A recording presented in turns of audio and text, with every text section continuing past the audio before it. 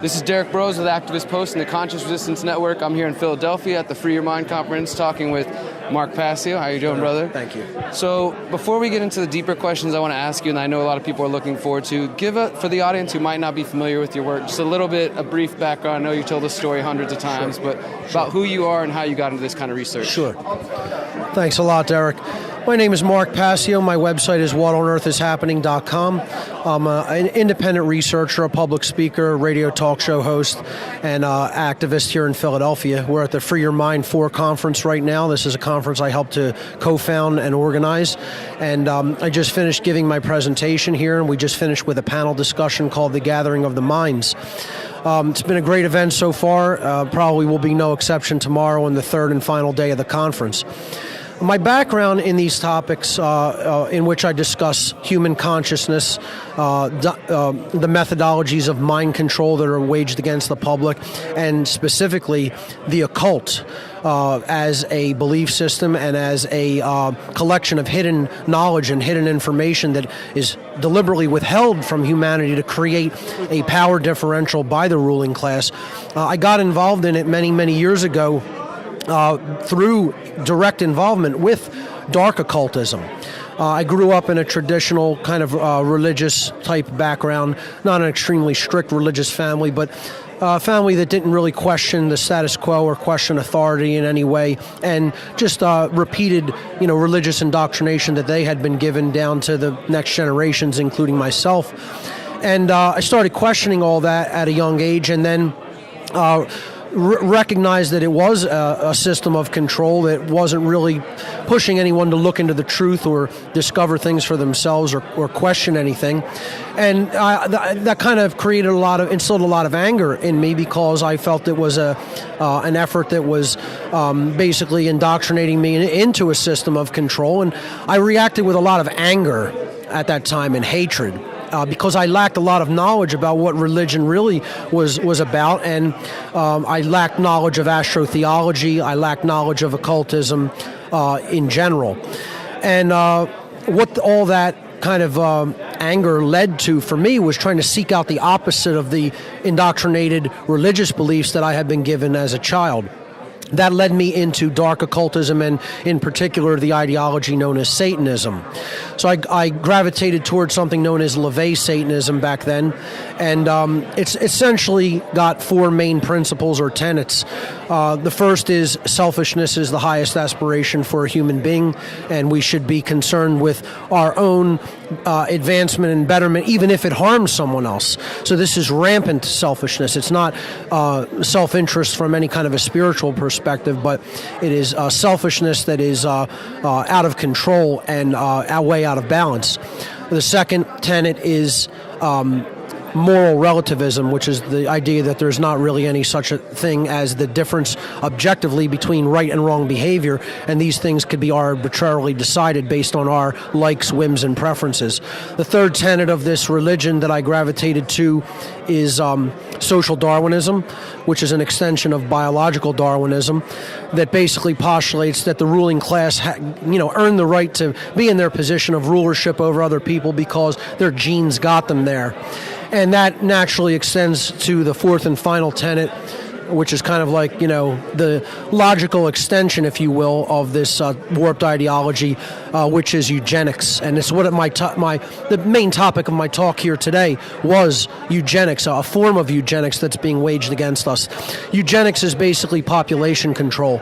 It's basically breeding into society characteristics that the ruling class wants to see, and breeding out of society characteristics they don't want to see. They look at themselves as gods who get to decide who lives and who dies. And that's the ideology I gravitated toward. And what I realized very quickly when I became involved in it was Satanists are an eclectic group of people from all walks and all varieties of life, and they're involved at a very deep, fundamental, interconnected level with every social institution that humanity has. Banking, politics, law, military, law enforcement, education, media, you name it. And these people are in positions of great power and influence in all of these institutions. And then once I realized that, my conscience wouldn't allow me to proceed any further with involvement, and I became a whistleblower to try to explain to people how these people are in control and the ideology that they hold. Thank you for taking the time to explain it, because I said I know you've gone through explaining that plenty of times. Sure. And again, thank you for the work that you've done, being willing to speak out about those things and put together the Free Your Mind conference and help it become what it has. My next question tends to more a strategic approach. Mm-hmm. A couple months back, you made a Facebook post that caused a bit of uproar as far as strategy goes. One idea that I try to put out there is that, for one, and I think you would agree with this, there's no way that things are going to change through the political systems. Everything that you just outlined is too far infected into the systems to think that there's any hope in a Donald Trump, a Bernie Sanders, a Hillary Clinton, or anybody in that system. And so typically, I say the other side of that coin is the solutions won't be found politically, but they also won't be found through violence, and instead try to promote people to build counter institutions to the state itself. And a few months ago, you made a post that seemed to maybe where your view has sort of changed on that, where it seems like I don't want to put words in your mouth, but it seems like now your view is tending towards that people need to be willing to use violence when and if the time is necessary. Do you care to comment on that viewpoint? I absolutely never condone any form of violence. However, there's a time when forceful physical self-defense becomes required, necessary, and essential. I think we're rapidly approaching that point. I'm not saying that I am immediately calling for forceful revolution, but I don't think the control system is going to capitulate its control willingly. And unless we can convince more people that this control system is immoral and needs to be disbanded willingly so that we can allow these new systems to be created, self-defense is going to be required as part of the solution. So I agree that we should be working toward building something better. The problem is controllers often destroy those new creations because they refuse to allow them to flourish. In that eventuality, physical defense is required. So, I guess that's the point that I wanted to, kind of give you an opportunity to highlight is the difference between defensive violence, defensive force, right, and just going out and prodding them and believing that somehow we're going to beat the drones, the surveillance, all these various tools. I think we could do that as well. I'm not of the opinion that an actual military conflict between the control system and the American people would be unwinnable on the part of the American people. I know that's an unpopular attitude, and it's an unpopular statement because people abhor war and the prospect of war. War is ugly. War is hell. I'm not making any statement that I make lightly about the usage of physical force. I fully cognize what it would be like. Absolutely. However, I think we have to stop using force and violence in any way interchangeably, and never say that a revolution would be a violent revolution. A revolution against something that is immoral would involve zero violence, no matter how physically bloody it would be.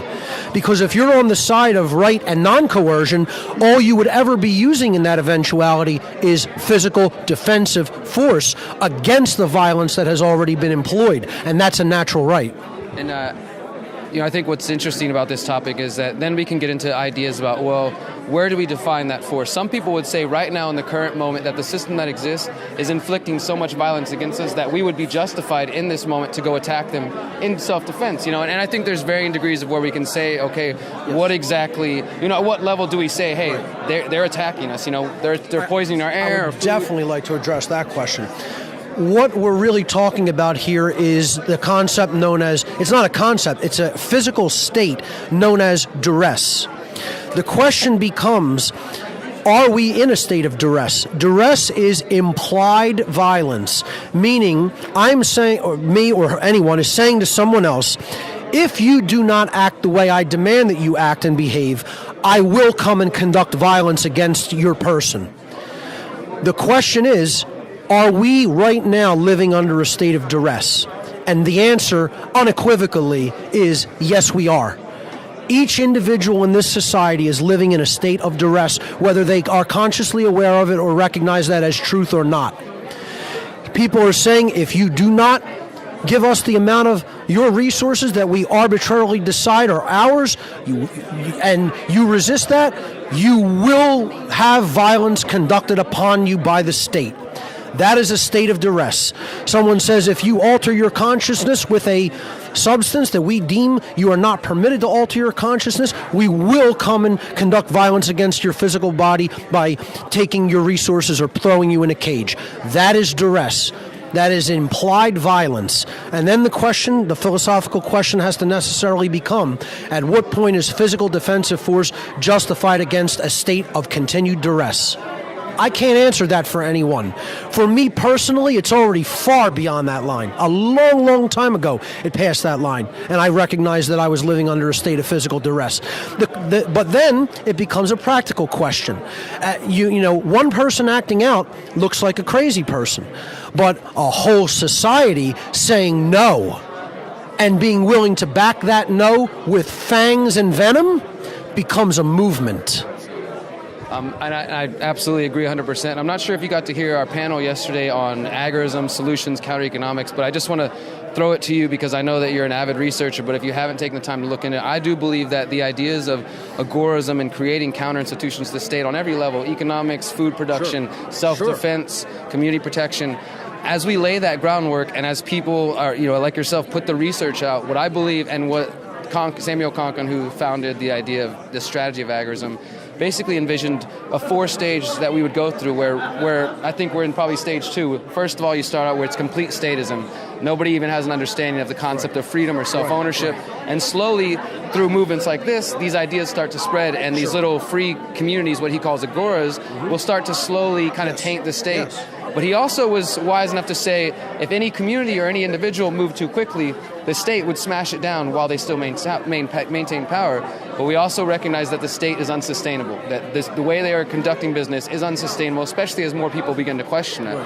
So what he sort of envisioned is as the state collapses, and those of us who are forward-thinking enough to build the next step, we can help others. So when the shit hits the fan and people are like, okay, well, FEMA's down the street and they said they have food for my family if I go there, or they can go loot and riot and try to survive that, or they can turn to their crazy neighbors they've been seeing out there living free and building free communities. They can take seeds, they can take tools, they can take weapons and defend themselves. And so I believe that in order for us to avoid a lot of what we're seeing in the Euro crisis, where people are being reactionary and they're switching to barter networks or switching to pre-Euro currencies, those of us who see what's happening can start spreading the message of self-governance, of self-awareness, of natural law, and building these communities based on these principles. And that's my goal, my objective, and I think that your work plays a big role in that. Absolutely. And that is totally valid and actively needs to be being done by people in their own communities to build these new systems, because the old systems are unsustainable, as you said, and we're going to witness their collapse. And that's why we want to be ready with alternatives if that eventuality does occur.